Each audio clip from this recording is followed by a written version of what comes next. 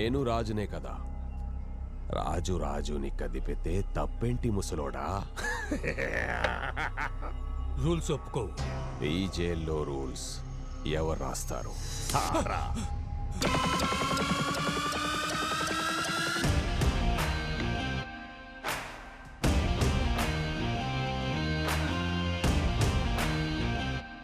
రాజుని ఎదిరించే దమ్ముందా సిపాయికి?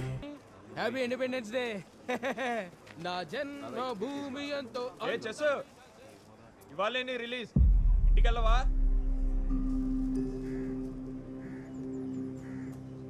ఎమోషనల్ అవ్వకండి, చెప్పింది గుర్తుందిగా.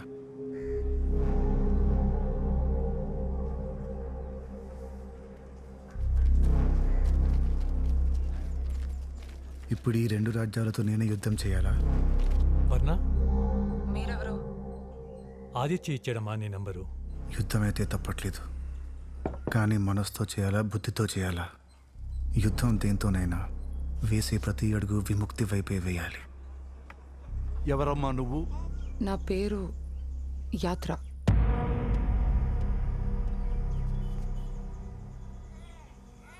ఆదిత్య కేసులో సాక్ష్యం చెప్పడానికి వచ్చాను. ఎన్ని సంవత్సరాలు ఏమైపోయారు? నాన్న బలవంతంగా ముంబై తీసుకెళ్ళి పెళ్లి చేశారు. ఆ తర్వాత బయట ప్రపంచంతో కాంటాక్ట్ పోయింది. ఇంటి నుంచి బయటకు వెళ్ళనిచ్చేవాడు కాదు. ఆదిత్య విషయం తెలిసాక 2-3 సార్లు రావాలని ప్రయత్నించాను, కానీ వీడిని చంపేస్తానని బెదిరించారు. మానస, ఒకసారి ఇలా రామ్మా. అన్నిటికీ గంగిరెద్దులా తలవటం కాదు. వచ్చింది యాత్ర కాదని నాకు డౌట్గా ఉంది. వాడే అమ్మాయిని పంపుంటాడు. ఇలా సడన్ గా వచ్చేసరికి నాకేం అర్థం కావట్లేదు. నాకు అర్థమైంది. నా కెరీర్లో దొంగ సాక్ష్యాలను ఎన్నో చూశాను. అవన్నీ చిన్న చిన్న కేసులు, కానీ ఇది అలా కాదు. చిన్న తేడా వచ్చిందో నీ కెరీర్, నీ రెప్యుటేషన్, నీ లైసెన్స్ అన్నీ క్యాన్సిల్ అయిపోతాయి. ఇక నువ్వు జీవితంలో లా ప్రాక్టీస్ చేయలేవు.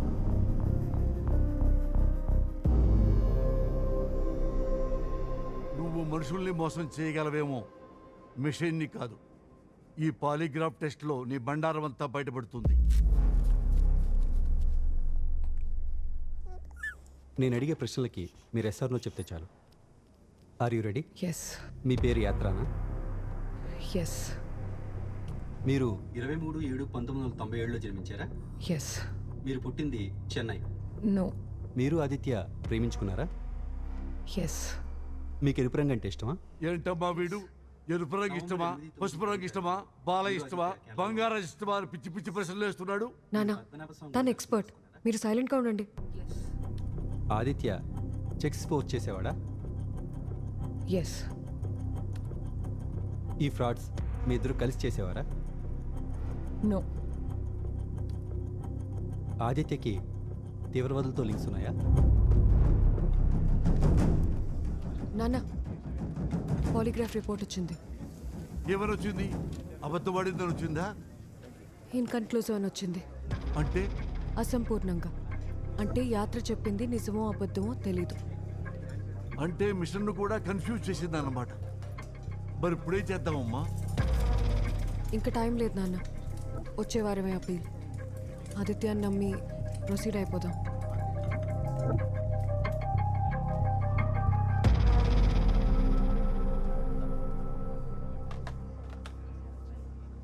ఆదిత్య, ఎలా ఉన్నావు?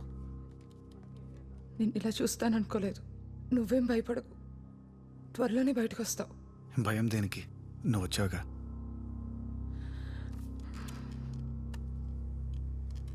I'll try my best. ఈ కేసు మనం తప్పకుండా గెలుస్తాం. ధైర్యంగా ఉంటాం. హైదరాబాద్ చెస్ హబ్ గా మారుతుంది. మరికొద్ది రోజుల్లో జాతీయ స్థాయి చెస్ టోర్నమెంట్ కి హైదరాబాద్ మహానగరం ఆతిథ్యం ఇవ్వనుంది. ఈ mega event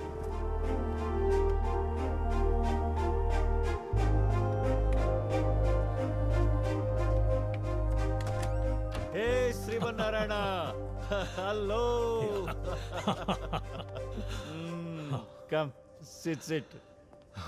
long time. So ఎలా ఉన్నావు? ఎలా ఉన్నావు? ఏం చేస్తున్నావు? ఇలాంటి ప్రశ్నలు అడిగే సమయమే లేదురా. ఏంట్రా జైల్లో ఫిలాసఫీ అబ్బినట్టుంది. కాదురా, జైల్లో ఆదిత్య అనే ఖైదీ చెస్ అద్భుతంగా ఆడుతున్నాడు. అద్భుతంగా అంటే? విశ్వనాథన్ ఆనంద్, కాస్పరో. అయితే ఇంకేంట్రా, కుర్రో రిలీజ్ అవ్వగానే ఫెడరేషన్ తరపు నుంచి పార్టిసిపేట్ చేద్దాం. ఆ విషయం అడగడానికి వచ్చానరా. ఇంతకీ ఏ నేరం చేసి జైలుకి వెళ్ళాడు? ఎప్పుడు రిలీజ్ అవుతున్నాడు? అరే పిచ్చా నీకేమైనా? ఏయ్ get back to your game. You two. ఒక ఉగ్రవాదిని ఆడిస్తే నేను ఫెడరేషన్ మూసుకోవాలి. అరే, నువ్వేం చేస్తావో నాకు తెలీదు. వచ్చే నెల జరిగే నేషనల్ ఛాంపియన్షిప్లో ఆదిత్య ఎలాగైనా సరే నీ ఫెడరేషన్ తరఫున ఆడాలి. నా మాట నమ్మరా? అటువంటి ప్లేయర్ని మనం ఇంతవరకు చూడలేదు. ఒకే ఒక అవకాశం. రే అది అంత ఈజీ కాదురా. అరే, ఒక్కసారి అతను ఆట చూడు, ఆ తర్వాత నీ ఇష్టం. ఓకే, ఆదిత్య అంత అద్భుతమైన ప్లేయర్ అయితే 18 మెంబర్స్ మీద గెలుస్తాడు రామ్. ఈ 18 మందిలో ఒక్కడి మీద గెలవమని చెప్పు, తర్వాత చూద్దాం. సరే, 18 మందిలో ఒక్కడితో ఎందుకు? ఈ 18 మందిని గెలిచి ఆ ఒక్కడితో ఆడతాడు. ఓకేనా? ఇదిగో ఆదిత్య, నీ గురించి ముసలోడు వచ్చాడు. ఏదో అర్జెంట్ అంట. ఆదిత్య, రామ్ నేషనల్ ఛాంపియన్, వాడు నా friend, state chess federation head. నువ్వు గనక రామును గెలిస్తే వాడి ఫెడరేషన్ తరఫున నేషనల్ ఓపెన్ చెస్ ఛాంపియన్షిప్ ఆడడానికి పర్మిషన్ వస్తుంది. ఇవాళ అప్పీల్ హియరింగ్ ఉంది, గుర్తుందా? నువ్వేం టెన్షన్ పడకు, అన్నీ సవ్యంగా జరుగుతాయి. రేపు రామ్ వరల్డ్ టూర్కి వెళ్తున్నాడు, అందుకే తప్పని పరిస్థితిలో ఇలా అరేంజ్ చేయాల్సి వచ్చింది.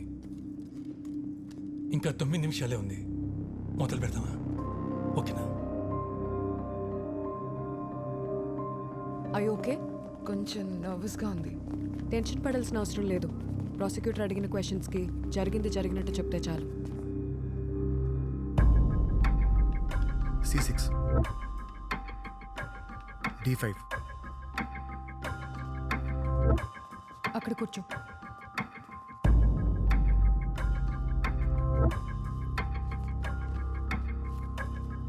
కింగ్ D8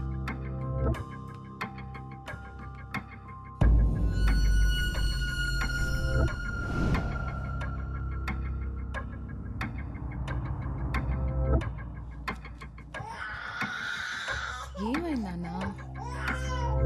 ఊరుకో. జో జో జో జో జో జో జో జో. ఊరుకో. ఊరుకో నాన్న. జో జో జో జో. ఏంటమ్మా?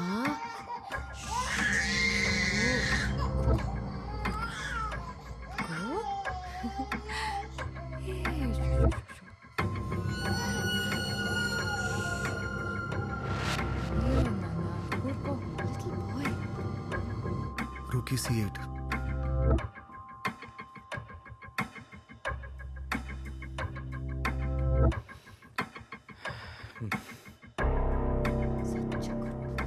దద్ది ముఖమా, యాత్ర ఎప్పుడు కాటుకు పెట్టుకుంటుందని చెప్పావు కదా, ఇప్పుడు పెట్టుకోలేదు.